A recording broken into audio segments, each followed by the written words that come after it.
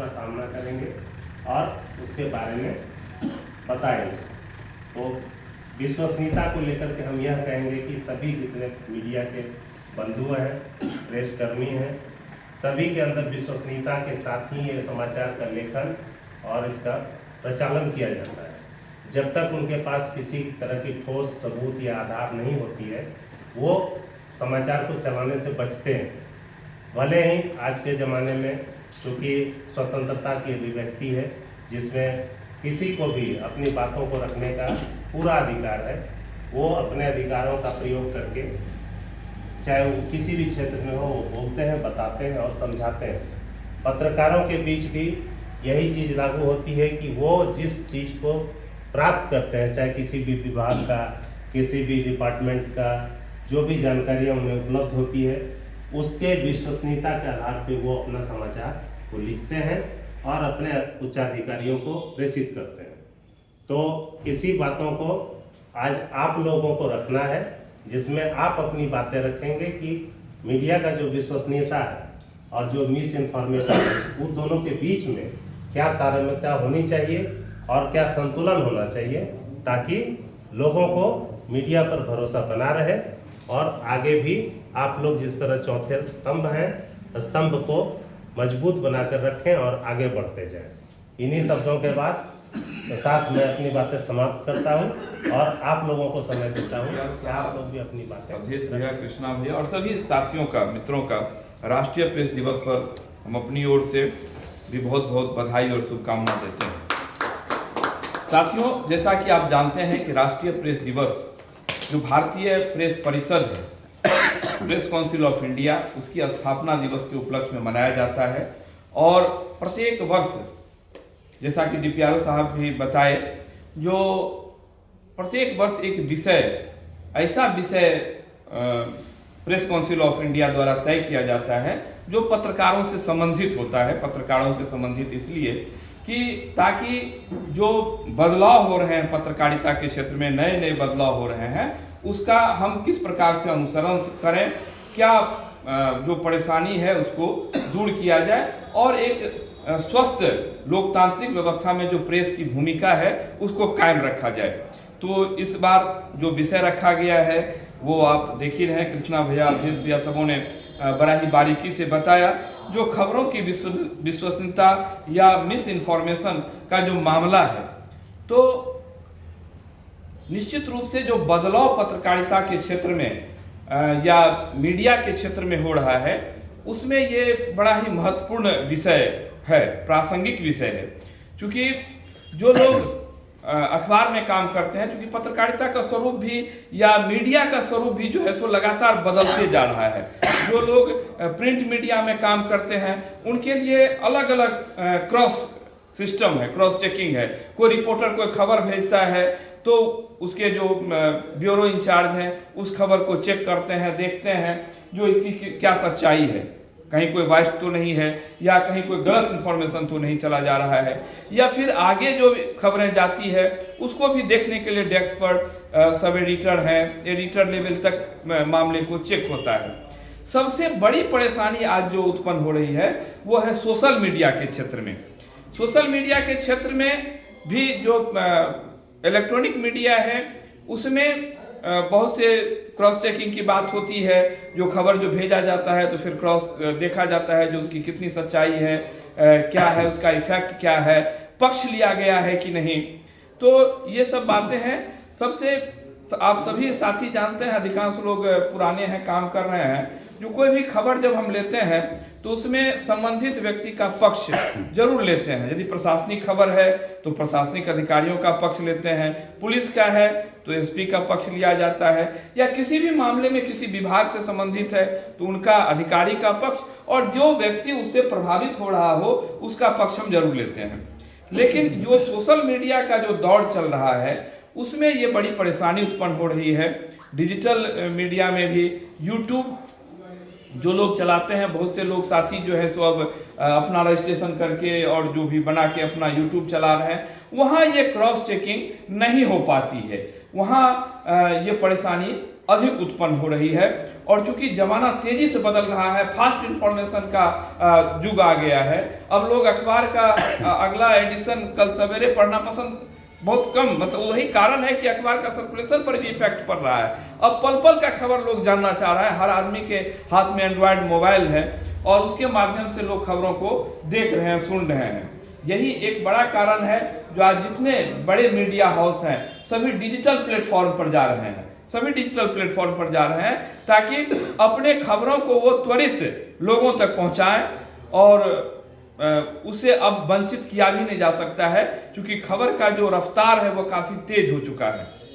एक दौर था कृष्णा भैया वगैरह ये करके एक तस्वीर हम लोग छपाने के लिए मशक्कत करनी पड़ती थी। कोई वीआईपी का यदि प्रोग्राम होता था सर, यदि कोई प्रोग्राम हुआ चीफ मिनिस्टर का या बड़े लोगों का कोई प्रोग्राम होता था, तो एक फोटो तस्वीर को अखबार में छपे, इसके लिए बड़ी परेशानी करनी पड़ती थी। अब तो सुबोध भैया नहीं रहे, फिर भी हम 1 मिनट का जिक्र कर देते हैं। जो वो तस्वीर खींचते थे और जब तक उस वीआईपी का प्रोग्राम होता था तो अपने लैब में जाके डेवलप करते थे उस फोटो को। और जो हवाई अड्डा में जो जिससे भी वो आते थे, प्लेन वगैरह से, हेलीकॉप्टर से, तो उसमें वो फोटो को दिया जाता था। यदि वो मिस हो गया तो फिर फोटो नहीं छप पाएगी। आज है जो हम 10 बजे, 11 बजे रात में, 12 बजे रात में भी फोटो लेते हैं, व्हाट्सएप मोबाइल पर तुरंत भेज देते हैं। ये करके कितना चेंज हो गया है सिचुएशन को। आप उस समय का मूल्यांकन कीजिएगा तो बड़ा कभी कभी अब जो नेक्स्ट जनरेशन के लोग युवा आ रहे हैं वो उस समय के पत्रकारिता को शायद समझना बड़ा मुश्किल हो जाएगा कि किस दौर पर में हम लोगों ने काम किया।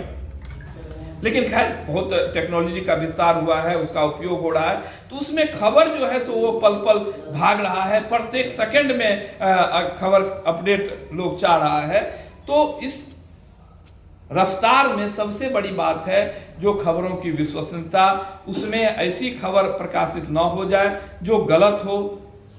और मतलब जो इस क्षेत्र में जो लोग काम कर रहे हैं उसके लिए भी एक बड़ा मौका है, बड़ा अवसर है, जो अपने खबरों के प्रति इतना संवेदनशील रहें जो मतलब उसकी विश्वसनीयता कायम रहे।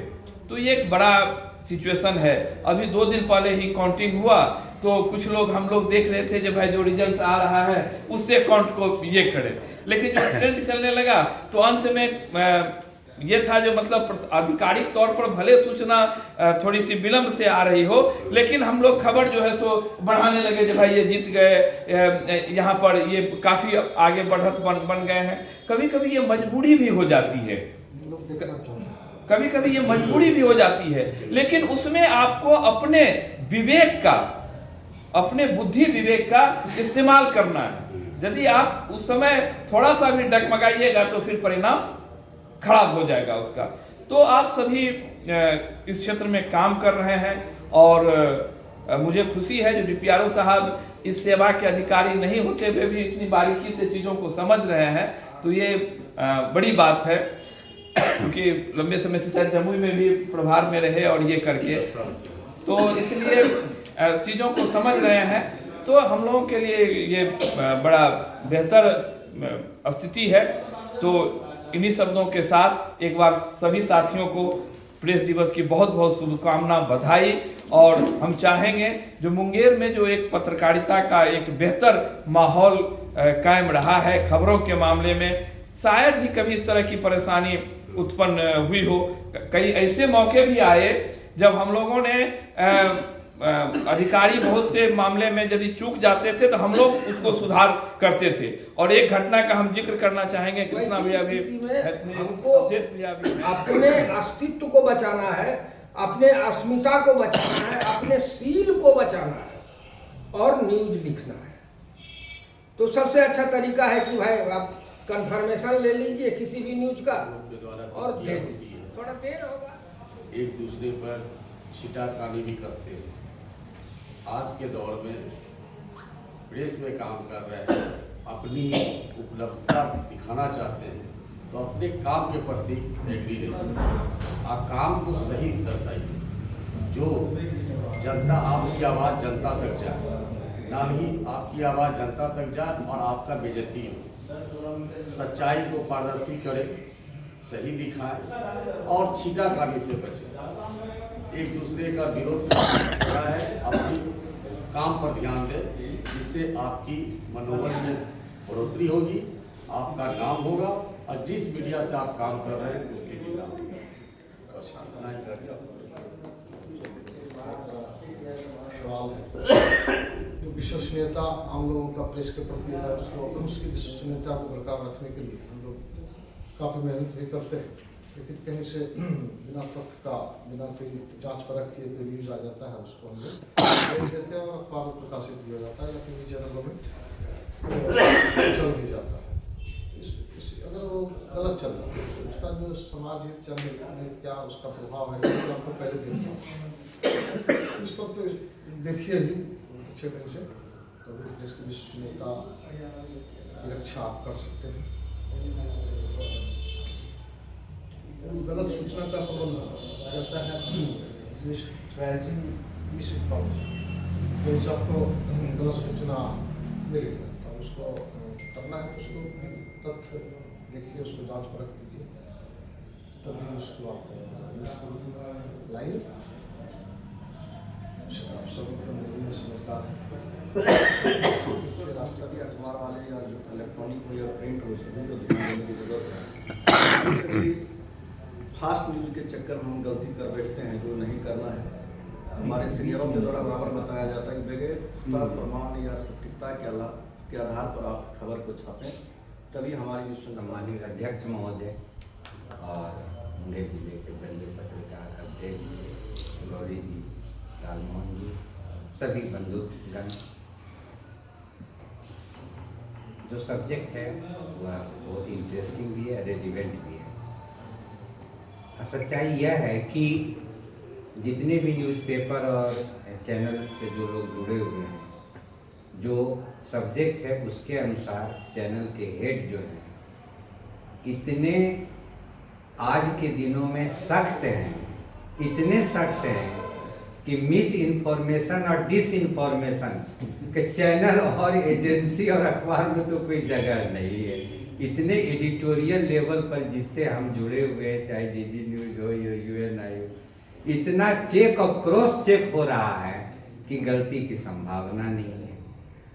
और हम भी चूँकि अपना एक चैनल चलाते हैं, मैं भी कोई भी समाचार पोस्ट होने के पहले उसको 20 बार सोचता हूँ कि है कि क्या एक शब्द भी मिस्टेक होना नहीं चाहिए जिससे कि विश्वसनीयता पर आँच आए।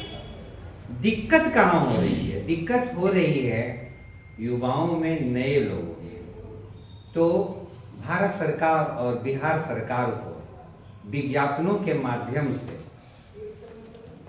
यह जागरूक करने की जरूरत है कि आप खूब डिजिटल प्लेटफॉर्म का उपयोग करें, लेकिन आपको किन किन सावधानियों को बरतने की जरूरत है।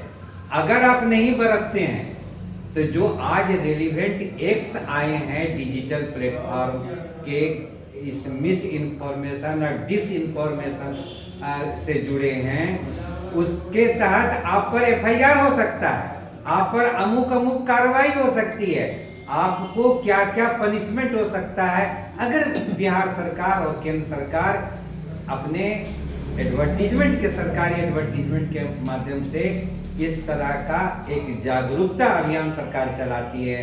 तो मुझे पूरी उम्मीद है कि बहुत हद तक यह मिस इन्फॉर्मेशन और डिस इन्फॉर्मेशन का जो प्रॉब्लम है दूर होगा।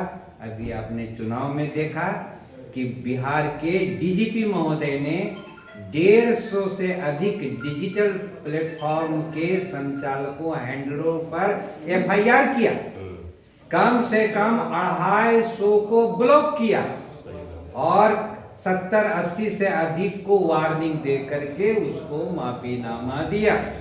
तो ये सब जो कानूनी प्रक्रिया है उससे अवगत करा दिया जाए तो बहुत सी गलतियां नहीं होगी। धन्यवाद। पंचायत जिला जनसंपर्क पदाधिकारी महोदय, गौरी भैया, नरेश भैया, कृष्णा भैया और हमारे सभी सम्मानित पत्रकार बंधु लोग, ये बहुत ही पुनीत अवसर है कि आज इस मौके पर हम लोग सभी एकत्रित हुए हैं और सबों ने बहुत अच्छा ही संबोधन किया। जनसंपर्क पदाधिकारी महोदय हो, देश भैया हो, गौरी भैया हो, पत्रकारिता की विश्वसनीयता और उसके विषय में जो भी बातें हुई है वो बहुत ही अच्छी बातें रही।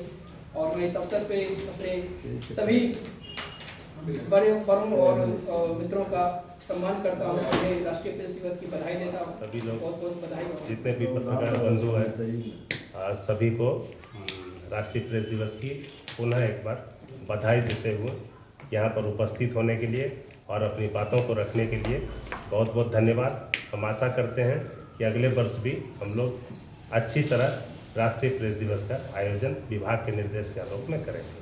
Thank you.